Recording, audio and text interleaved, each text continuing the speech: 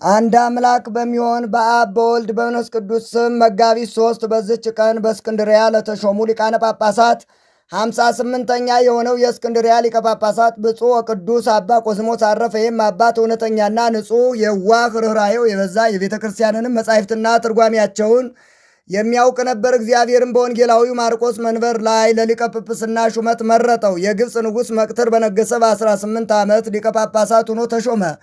በተሾመም ጊዜ ክብር ባለቤት የጌታችን የኢየሱስ ክርስቶስን መንጋዎች በፈሪሃ እግዚአብሔርና በጥበብ ጠበቃቸው። ለእርሱ ከሚገባው ከግብሩ ገንዘብ የሚተርፈውን ለጦም አዳሪዎች ይሰጣቸው ነበር። ደግሞም ቤተ ክርስቲያን ሕንፃ ማሰሪያ ያወጣ ነበር።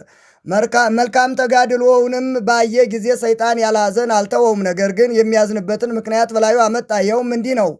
ጴጥሮስ የሚባል ጳጳስ ለኢትዮጵያ አገር ሹሞ ነበር። አባ ጴጥሮስም ወደ ኢትዮጵያ በደረሰ ጊዜ ጥቂት ዘመን በሰላም ኖረ። ከዚህም በኋላ የኢትዮጵያ ንጉሥ ታመመ። አባ ጴጥሮስንም ጠርቶ ሁለቱን ልጆቹን አቀረበ። ዘውዱንም ከራሱ ላይ አንስቶ ለአባ ጴጥሮስ ሰጠው። እነሆ እኔ ወደ ክብር ባለቤት ወደ ጌታዬ ኢየሱስ ክርስቶስ እሄዳለሁ። እነሆም ሁለቱ ልጆቼ በፊትህ ናቸው። አንተም ለመንግሥት የሚሻለውን አውቀህ ከሁለቱ አንዱን ከእኔ በኋላ አንግስ አለው።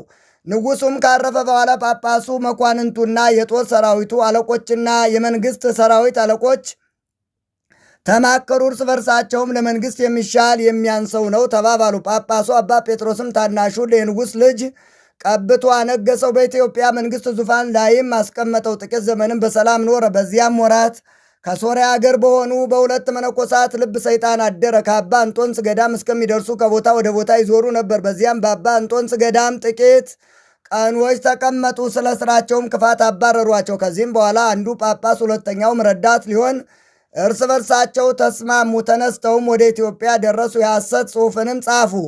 ጽሑፋቸውንም እነርሱ ከእስክንድርያ ሊቀ ጳጳሳት ከአባ ቆዝሞስ ዘንድ ተሹመው እንደመጡ የሚገልጥ ነበር። በዚያ ጽሑፍም እኛ ያልሾምነውና ወደ እናንተ ያላክነው ራሱን ጳጳስ ያደረገ ስሙ ጴጥሮስ የተባለ ሰው ወደ እናንተ እንደመጣ ሰምተናል።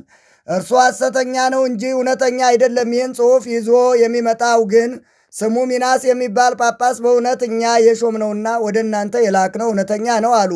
ሁለተኛም እንዲህ ብለው ጻፉ። ጳጳሱ ጴጥሮስ ታላቁን ትቶ ታናሹን የንጉሥ ልጅ አነገሰው። ይህም የማይገባ ነው፣ አመፅ ነውና። ሊም ክፉዎችና ሐሰተኞች ሁለቱ መነኮሳት ሚናስና ፊቅጦር የሐሰት ጽሑፋቸውን ሳይጽፉ ወደ ጳጳሱ ጴጥሮስ ደርሰው ወርቅ ይሰጣቸው ዘንድ ፈለጉ። እርሱም ምንም አልሰጣቸውም። ይህንንም የከፋና የረከሰ ሥራ ሰይጣን አስተማራቸው። የሐሰት ደብዳቤም ጽፈው ወደ ታላቁ የንጉሥ ልጅ ወሰዱ።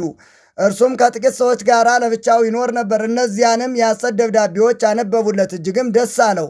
ከዚህም በኋላ ብዙ ሰራዊት ሰብስቦ እሊያን የሐሰት ደብዳቤዎች በፊታቸው አነበበላቸው። ከንጉሡ ወንድሙ ጋርም ጦርነት ገጥሞ ድል አደረገው። ወንድሙንም አሰረው፣ የመንግሥቱንም ሥልጣን ያዘ። እንዲሁም ጳጳሱን ጴጥሮስን አሰረው፣ በሩቅ አገርም አጋዘው። ያንን ሐሰተኛ ሚናስን በጳጳሱ በጴጥሮስ ፈንታ አስቀመጠው። ከጥቂት ቀንም በኋላ ሐሰተኞች ፊቅጦርና ሚናስ እርስ በርሳቸው ተጣሉ። ፊቅጦርም በመንበረ ጵጵስና ያለውን ገንዘብ ሁሉ ሰርቆ ወደ ግብፅ አገር ሸሽቶ ሄደ። ክብር ይግባውና ጌታችን ኢየሱስ ክርስቶስንም ካደው። ከመንበረ ጵጵስናው የሰረቀውንም ገንዘብ ሁሉ እግዚአብሔር የማይወደውን ሥራ በመሥራት አጠፋው። ሊቀ ጳጳሳት ቆዝሞስም ሐሰተኛ ሚናስ ያደረገውን በሰማ ጊዜ እጅግ አዘነ። ደብዳቤም በመጻፍ አውግዞ ለየው። የኢትዮጵያ ንጉሥም ሰምቶ እጅግ አዘነ። ሐሰተኛው ሚናስንም ይዞ ገደለው። ጳጳሱ ጴጥሮስንም ከተሰደደበት ይመልሱት ዘንድ መልእክተኞችን ላከ፣ ግን ሙቶ አገኙት። ይህም ነገር በሊቀ ጳጳሳት በቆዝሞስ ዘንድ ተሰማ። ሁለተኛም ጳጳስ አልሾመላቸውም። ከእርሱም በኋላ የነበሩ ሊቃነ ጳጳሳት አባ መቃርስ፣ አባ ታውፋኒዎስ፣ አባ ሚናስ፣ አባ አብርሃም በእነዚህ ዘመን ከ911 ዓመተ ምህረት እስከ 995 ዓመተ ምህረት ድረስ ለ84 ዓመታት ያህል ለኢትዮጵያ ሰዎች ጳጳስ ተሹሞ አልተላከላቸውም። የኢትዮጵያ ንጉሥ ግን የጳጳሱ የጴጥሮስ ረዳት የነበረውን ወስዶ በመምህር ፈንታ ጳጳስ ሁነህ ተቀመጥ አለው። እርሱም እኔ ጳጳስ ልሆን አይገባኝም፣ የሐዋርያትንም ሥርዓት ተላልፌ ይህን ልሠራ አይቻለኝም። ግን ልቀቀኝና ወደ ግብፅ ልሂድ፣ ጳጳስ እንዲሾምላችሁም ሊቀ ጳጳሱን እለምነዋለሁና ከዚያም በኋላ ወደ እናንተ እመልሳለሁ እያለ ንጉሡን ማለደው። ንጉሡም ወደ ግብፅ እንዲሄድ አላሰናበተውም። ያለ ውዴታው ወስዶ የጵጵስናውን ልብስ አለበሰው እንጂ የጵጵስናውንም ሥራ እንዲሠራ አደረገው። አባ ቆዝሞስም እጅግ ሸመገለ።